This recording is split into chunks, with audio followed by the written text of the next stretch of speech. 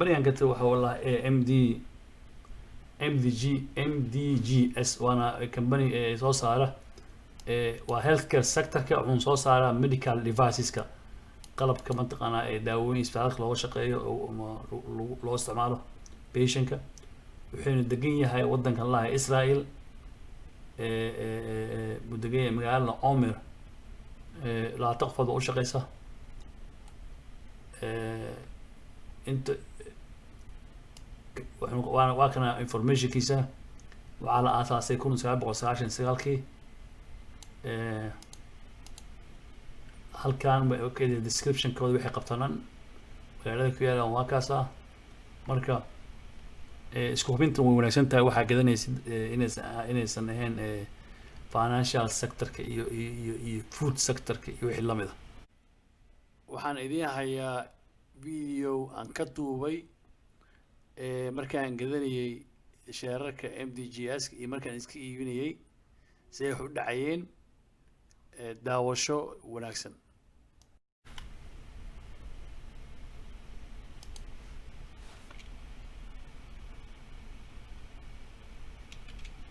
saddex kun baan gatay waxaan gatay $2.33 $2.33 ayuu ugu fadhiyaa 3,000 oo sheer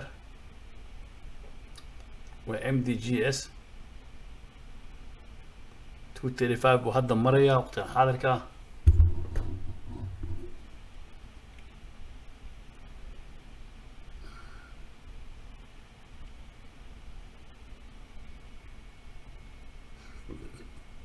halkaas ku wareegayaa 230 ilaa 235 ku dhex wareegayaa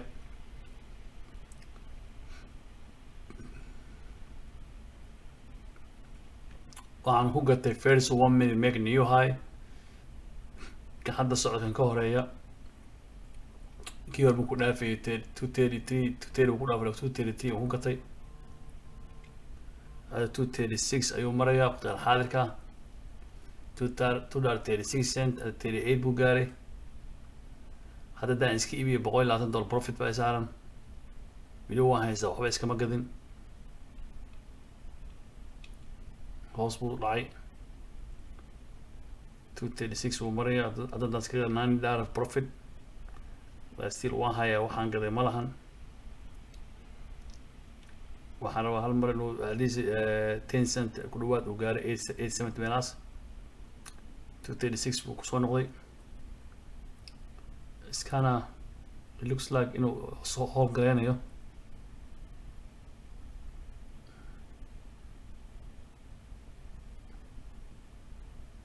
$237 $238 $239 $240 madax la galay $240 $235 kusoo noqday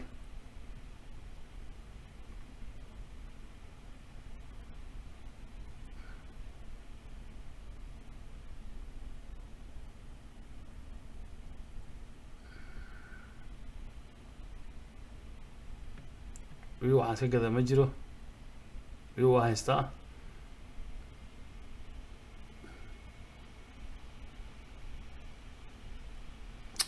waxaan ku gatay first 1 minute make new high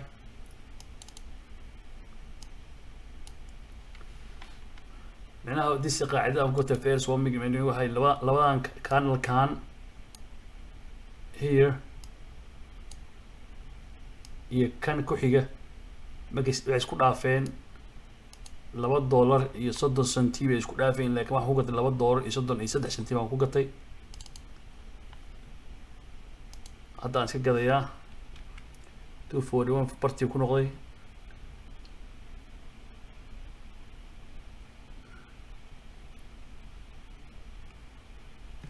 waan iska gaday $270 profit ah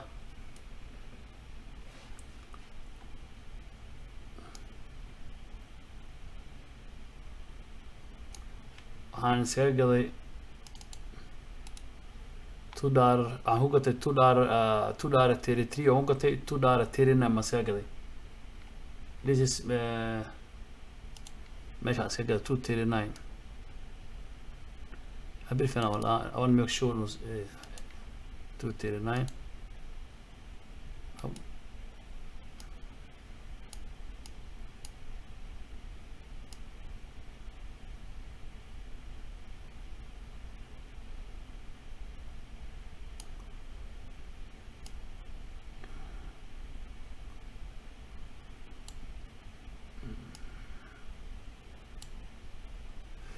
$2.39 ayaan iska gaday. So basically qaacidadan in sharaxay waxa waa first 1 minute make new high baa lahaa candlekan falaarta ku aadan igan ku xiga barta iskaga dhaafayeen wuxuu ahaa $2.30. So waxaan ku gataa aniga $2.33 baan kaga gatay. waxaana howlgareeyay 1 minute 2 minute ay almost 3 minutes 3 minute ku dhawaad. waxaan saacadda waxaan gatay markay ahayd 8:27 and 57 I mean 56 second. waxaan iska iibiyay 8:31 iyo 3 second. basically waxaan hayay about 3 minute bahayay. halkii share markaan iibsanay waxaan ku iibsaday $2.33 3,000 baan gatay. waxaan isaga iibiyay $2.39. halkan sida hadda ay muuqato ilaa halkan muu soo gaaray oo hoos meeshaan kaga gatay areadeedii buu hoos buu ka noqday. marka qaacidada ugu fiican oo ugu riskiga yar waaye. labada minute labada candle markay isdhaafayaan oo greenka ah oo greenka dambe uu kii ka horeey uu dhaafayo waa fiicanta oo ugu riskiga yar tahay. waa ugu riskiga yar tahay maan dhahay 100% proof waaye laakiin maadaama uu isbedbedel badan staaga mar walba waxaad waa muhiim inaad xooga saartid meelaha ugu khasaaraha yar meelaha obviouska ah oo laga gadan karo inaad adig taqaanid oo ka gadatid. marka waxaan lahaa qaacidadan ama strategigan ama xeeladan waxaan lahaa first 1 minute candle make new high. halkiiba candle ah halkii calaamad ama guud ahaatay ama green ahaatay waxay ka turjumaysaa wixii la gatay ama wixii la iska iibiyay minutekaas gudihiis. oo minute halka calaamad waa 1 minute. waxaan iska turjumaysaa wixii markaa la gatay iyo wixii markaa la iska iibiyay. haddii gadashada ay badan tahay green waa kor u aadaya. haddii iska iibinta haday badan tahayna waa red. marka mid walba intuu dhar leeyahay waxay ka turjumaysaa wixii la gatay ama wixii la iska iibiyay. hadda for example hadda socda hadda uu dhamaaday micsu oo bilaabaya flat top candle baa la kor waa ka xiran yahay hoosna ka xiran yahay. meesha kuwa kale ma taqaanaa falaar yar hoos ka tal ama kor ka tal ama labada dhinac ka tal. kaas aad buu orday 230 buu ka orday ilaa ay 238 camal buu tagay. marka strategy waa first 1 minute make new high waa tan ugu macquulsan ugu khasaaraha yar oo ugu wanaagsan oo lagu gadan karo istaaga. marka anigu 9 cent ala share baan ka faa'iiday oo 3,000 oo share ah $200 inta filaya. sharaxaadaas intaas baan uga gudbayaa first 1 minute candle make new high.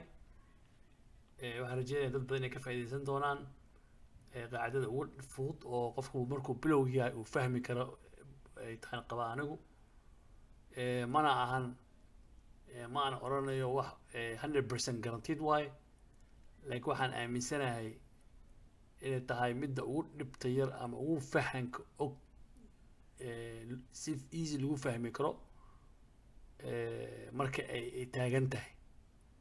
haddii aad jaaniska heshina aniga dhankayga 170 ilaa 180 way shaqaysaa. way ii shaqaysay wayna dhib yar tahay oo dad kumaan qofooda oo ka shaqaysta day trade-ka baa qaacidadaas ku gata marka dadkaas baa la mid tahay sababta ay boqolkii 80 ilaa boqolkii 70 intaas ay u shaqeyso waana dad ka badan ee qaacidada tan wax ku gadanaya waaye haddii dad yar wax ku gataan qiimo badan ma suubinayso because ma move gareynayo istaaga haddii dad 10 kun oo qof hal mar qaacidada wax ku gataan waxa qasaba inuu u boodo saamigi ama sheerkii ay dadka gadanayeen oo price isbedelaya marka adiga haddii 9 centi ama 5 centi oo 10 centi ku kordho oo 3 kun ama 5 kun oo sheer gadatid markaas waa good shape baa tahay marka bulshada waa la wadaagaya wixii kale oo aan farsamooyin kale aan ku dhaamo wasalaamu calaykum waraxmatullahi wabarakaatu